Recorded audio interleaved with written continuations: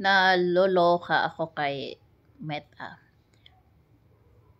Kada video, dahil kumikita ka na sa stream ads at yung iba sa ads on Reels or Stars. So, medyo mahigpit na si Meta pagdating sa uploading videos using music. Pero, ayun, lagi na restricted, ganon. Pero, wala ka.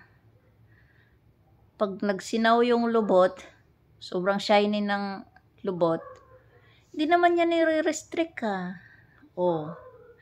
Kanina, pumunta ako sa mall. Nagatid ako ng stock sa RDU. RDU is a receiving dispatch unit. So, yun yung tawag doon sa mga mall. Yung iba naman RDA, receiving dispatch area. So, kahit ikaw tenant, maghatid ka ng stocks, doon mo lang pwedeng i-drop off yung stocks mo. Hindi ka pwedeng dumiretso sa parking.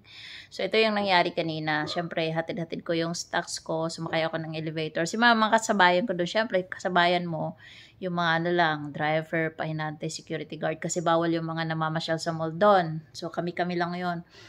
So, ngayon, pagpasok ko ng elevator, free na ako.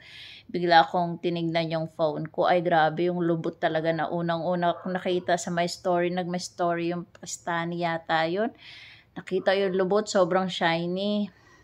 Nagulat yung katabi ko sa elevator na security guard at pahinante na, ay, ate, ano yun? Ano yun? O, diba? Sabi ko, lubot. Sabi niya, yung gara naman ng lubot, ganyan-ganyan. Sabi ko, oo nga, bakit si Meta, si Facebook, hindi nire-restrict yung mga dagkong lubot na gasinaw-sinaw pag mag-upload or maglilagay nila sa my story. Pag ikaw cut music lang or video na sarili mo namang video, bigla ka agang i-restrict ng ganon. Pag lubot pala, okay lang pag lubot. Unfair naman yun, oy. Kaya, sabi ko,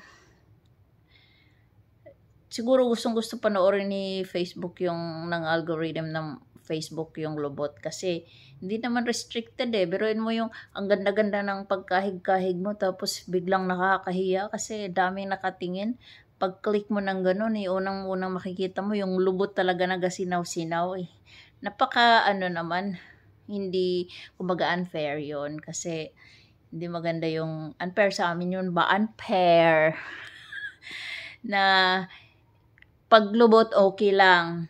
Pag yung sarili mong gayaw-yaw ka, restricted ka agad. O, diba? Mas matindi pa si Mitmits Kiwaiti. Ganun yon.